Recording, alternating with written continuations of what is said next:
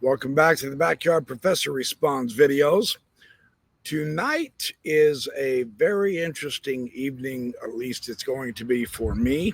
I finished Joe McMoneagle's book on remote viewing, and that's led me off into several different type of wild rabbit trails. Daz Smith has come on my radar quite strong. I have been reading his very excellent publications on his site. Now, this one caught my view. This is what caused me to title this particular video response, Remote Viewing Jesus and UFOs. In number 6, Daz Smith's publication, 8 Martinis, I'll leave you a link in the description below. He has an article, Jesus, Judas, and the Crucifixion Ruse by Courtney Brown. Now, he's the gentleman who runs the Farsight website. He is the gentleman who claims he is having remote viewing sessions once a month with a council of different aliens, and they are telling him what to do to prepare for their coming to Earth and disclosing truth and reality. And I found some interesting comments on Courtney Smith. When I read this article, I thought, wow, that is fascinating, because what he claims is that he kind of combined and teamed up with Daz Smith on remote viewing Jesus. And there was a specific aspect of this remote viewing of Jesus that Courtney Brown wanted to understand is the crucifixion, and he had different personalities that he wanted him to remote view Jesus and Judas Iscariot and others. And it is because of what Courtney Brown, decade ago or so, found the information on Jesus and the crucifixion in Jane Roberts' Seth materials, where the invisible entity spoke through Jane Roberts. And there's like, what, 8, 9, 10, 20, 220 quadrillion of those books. It was incredibly popular with the New Age movement, for the last 50 years or so, whenever they started. And so Courtney Brown automatically has this idea of the Seth Speaks materials when he wants to use remote viewing to see if it verifies what Seth says or not. And he used Daz Smith. He then claims that Daz Smith confirmed the view that Seth spoke in Jane Roberts' book. And of course, the crucifixion did not happen. Wildly interesting. Jesus ended up with Judas finding another person to get crucified in Jesus's place. And that's how it happened, because he decided, well, I don't want to go through all that pain and misery. And quite frankly, who can blame him? And so let's find a scapegoat and put him up there on the cross. And in the meantime, I'll keep teaching my gospel. Well, Courtney Brown, in his information, let me get Courtney Brown up here real quick, and I will share this with you as well. Now, he put this on as this is the, hold on, let me make sure we're seeing this here. Yeah, now this is Daz Smith, and this is in the middle of their discussion of the Jesus crucifixion ruse. And according to Brown's interpretation, Daz Smith confirmed the Seth materials. Now, I have not seen anywhere else online or on YouTube or anywhere else where Daz Smith agrees with Courtney Brown's interpretation. He wasn't misusing Daz Smith. He let him know it was a private thing that he wanted to do. He tried to keep Daz Smith within a proper protocol of not knowing ahead of time.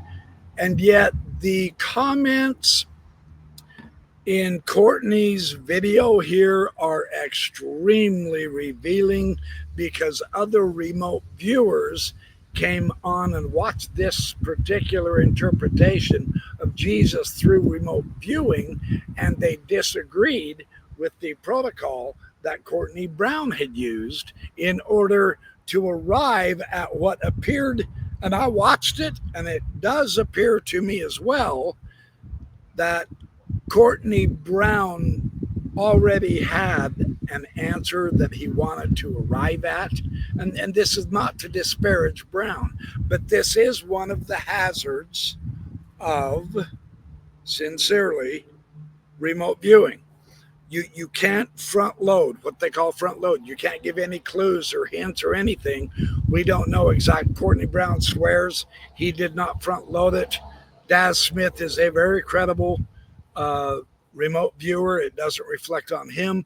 I just simply disagree with the whole video. I don't buy it at all. The thing that made me suspicious, and which multiple dozens of people also mentioned in the comments on Courtney Brown's YouTube site, is he spent almost 35 minutes putting us into the justification for him arriving at the conclusion that he wanted to. And he didn't show the actual remote viewing until way later. And none of that, he's priming us. That was the impression I got. He's priming me. Just show us the info. Now he does show us the remote viewing, and that's good. But I personally just do not follow that at all. And yet again, I found another interesting idea that I want to share with you. Let me see if I put this on. Let's see.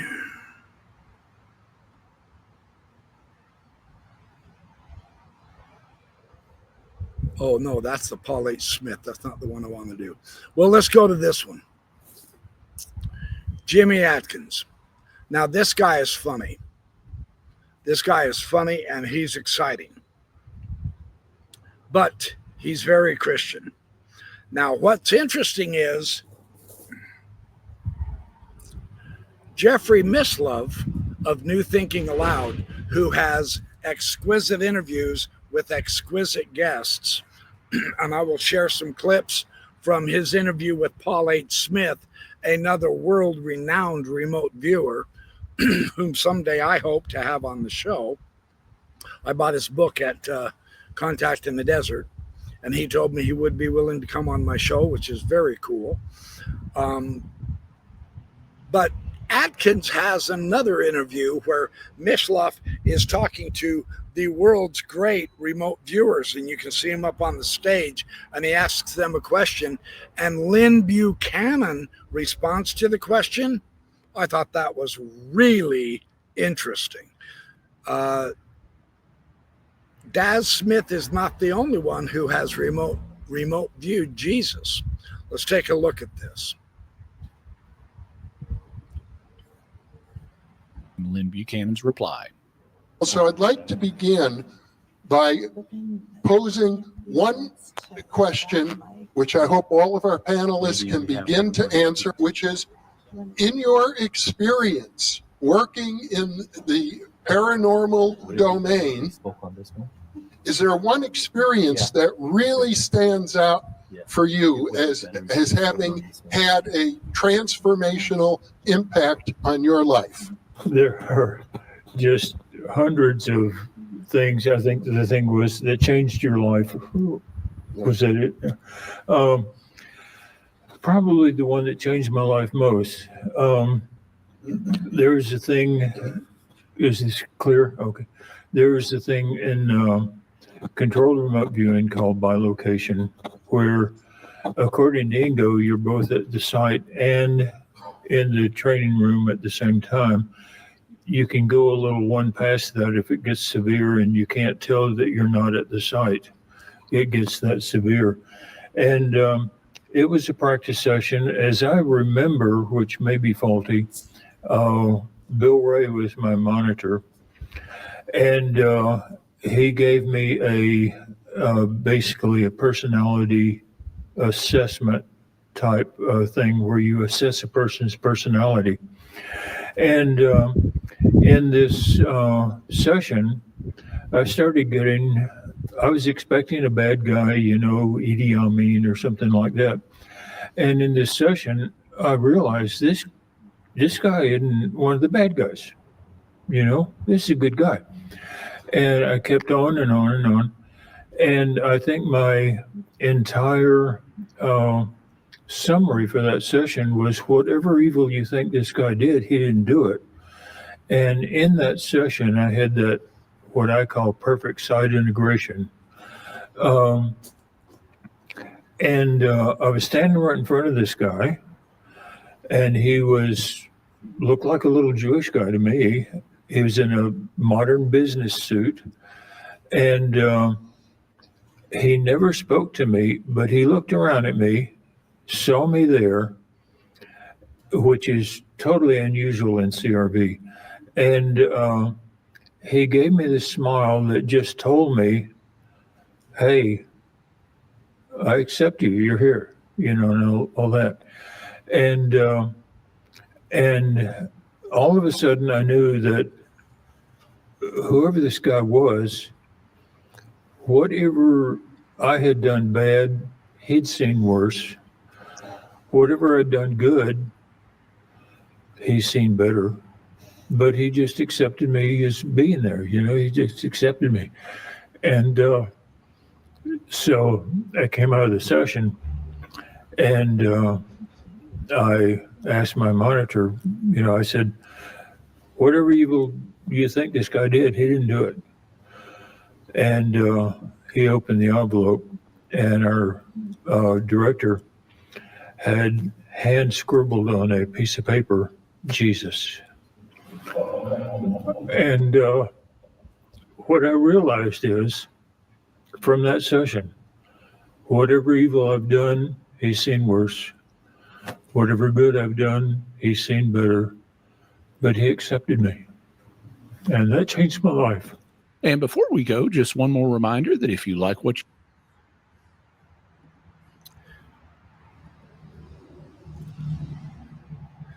Yeah, that's quite profound. That's interesting.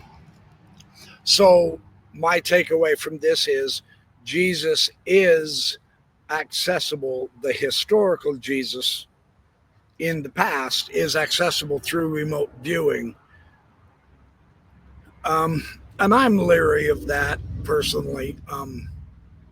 Maybe I just don't have enough of belief in me yet to accept anyone's remote view of Jesus as hardcore fact knowledge and reality.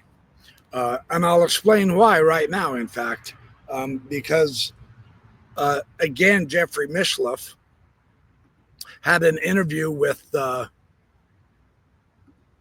Paul Smith that was absolutely superb. And I really, really enjoyed this interview. And I thought it was excellently done. And I am right at the point where I want to be. So let's get this going.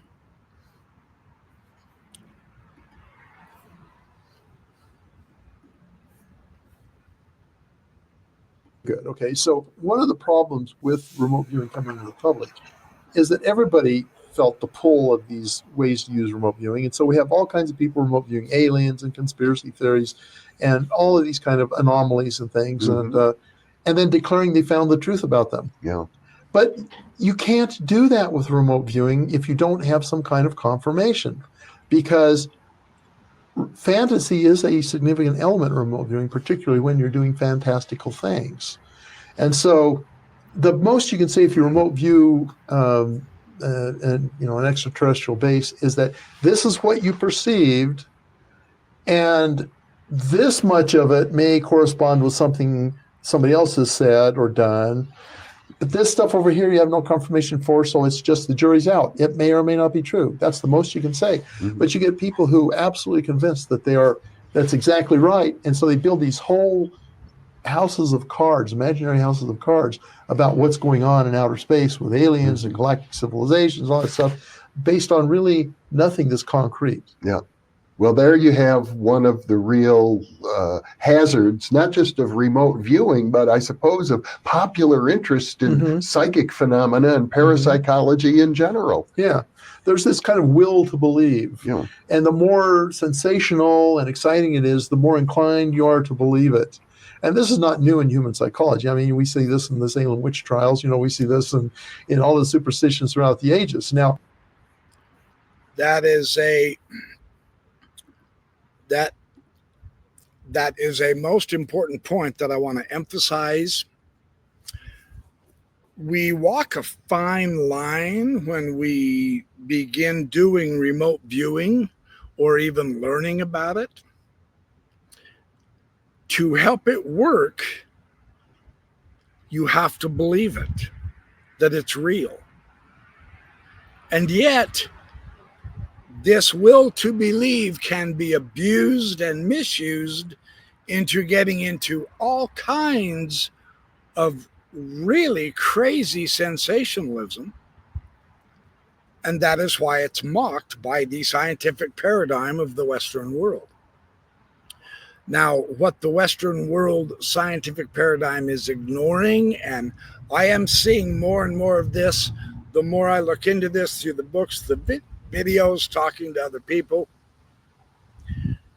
there really is incredible evidence for remote viewing. It's actually real, but it's not either a 100% or a 0%. That's extreme. It doesn't work that way. And the more I learn about it, the more I will share with you on it also. Here's the thing that for me, well, let me share this clip because this will segue into my particular position at this point with remote viewing and UFOs. Now remember, remote viewing has a lot to do with UFOs. Paul talked about Pat Price, one of the SRI guys, who out of boredom one night remote viewed and came back and threw a pile of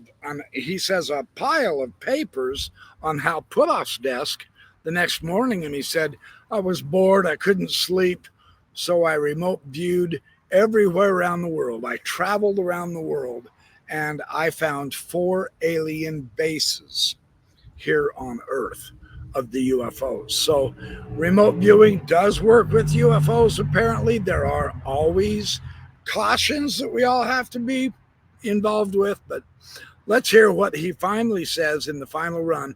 And notice what he says and how he says it. This is quite important, in my opinion. This will to believe, it can backfire. A side note on superstitions, probably not all superstitions are totally groundless. There may be 10% legitimate and about 90% cultural baggage that gets attached to it. The same thing with a lot of ESP modality things like shamanism. There's a real interest in shamanism out there. And I really am convinced that many shaman are actually tied into this core underlying faculty that we have that allows us non-local consciousness, Stephen Schwartz or Russell might call it, right? Non-local consciousness, they're tied into that. But then all of this other stuff that gets put around it that from their culture tends to obscure and hide the actual core elements. And I suppose the real shame is I hear from viewers occasionally of this very program who are skeptically inclined and tend to think that this is what parapsychology is all about, is this kind of delusional thinking. Yeah. And it's sad because it's like the baby in the bathwater thing, right? There is a small baby in this bathtub that's real. There's all this dirty bathwater, and so many scientists and others just want to get rid of the bathwater, and the baby happens to go out with it. Yeah. And that's unfortunate. I mean, that's the disservice I see some of these sensationalizers. And I'll name Ed Dames and Courtney Brown as one who I think over sensationalize the field. They write a much bigger check than they have funds in their account for, right, when they're talking about this. And they get a lot of people excited and enthusiastic about it. Yeah. But if you really start to boil it down to what's really true, you find that there's not a lot there. And the problem with that is it gives an image of remote viewing as being this kind of circus, right? And the remote viewing as being kind of a circus. And where there may be a legitimate interest in exploring these phenomena in a responsible way, that just gets totally submerged by everybody out there. It's kind of like the Wild West, everybody shooting at everybody else, essentially, just remote viewing any anomaly that comes along in any haphazard way, front loaded or whatever, and thinking they found truth. Yeah.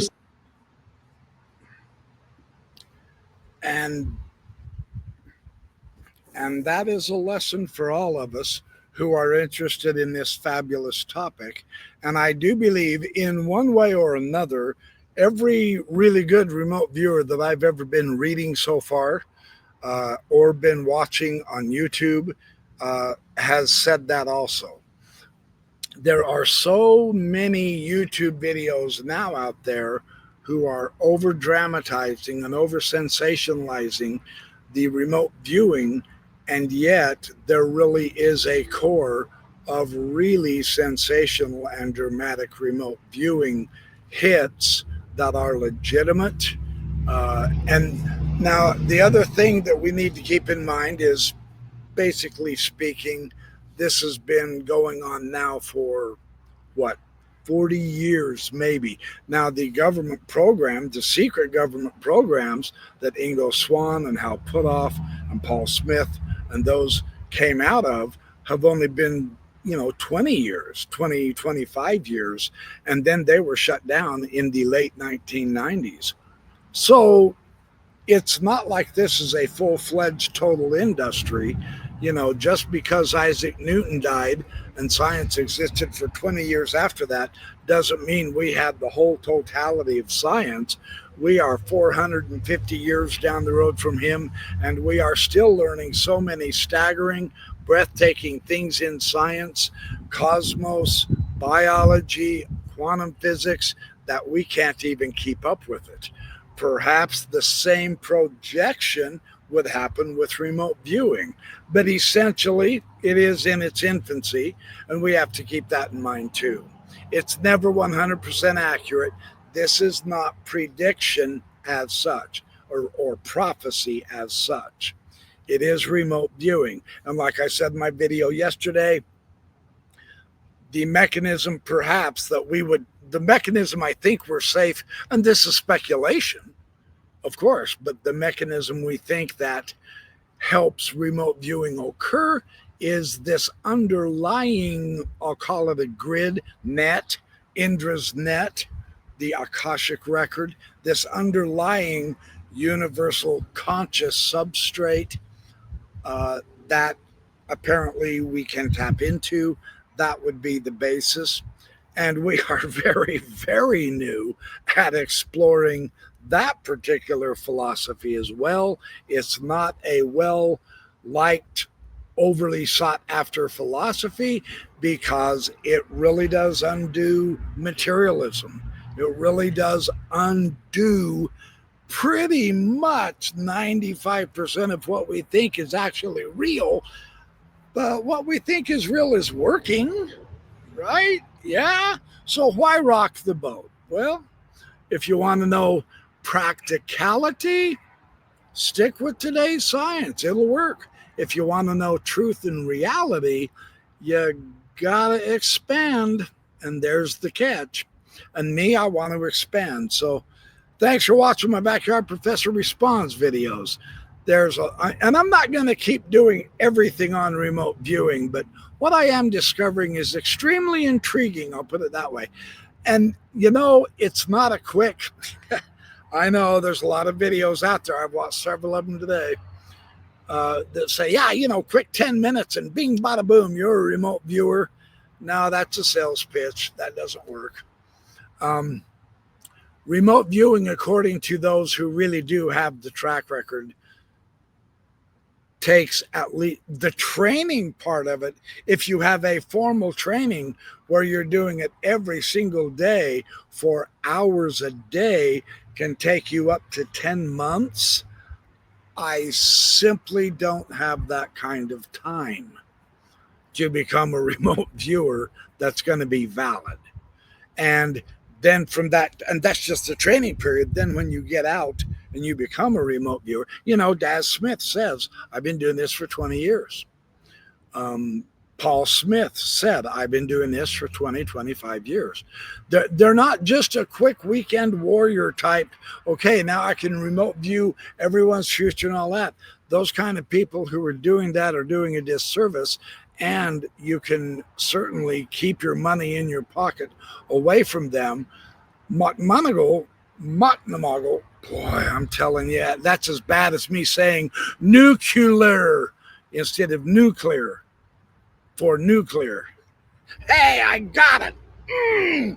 Come on, that's rejoicing. No, Joe Moknamagle praises Paul Smith's remote viewing classes. Now that means something. Moknamagle, Agent 001 in remote viewing. He was the cream of the crop, and he was the real deal. And he's received medals of honor for it. He has been involved most of his life. He has gone through the Monroe Institute and all that. He's the real deal. He says Paul Smith's course in remote viewing is exquisite. So perhaps when I retire, I'm going to have the time to do this. In the meantime, I'm not going to stop reading about it. And maybe I'll do a little bit on my own. But ideally, you do need a good partner. You really do.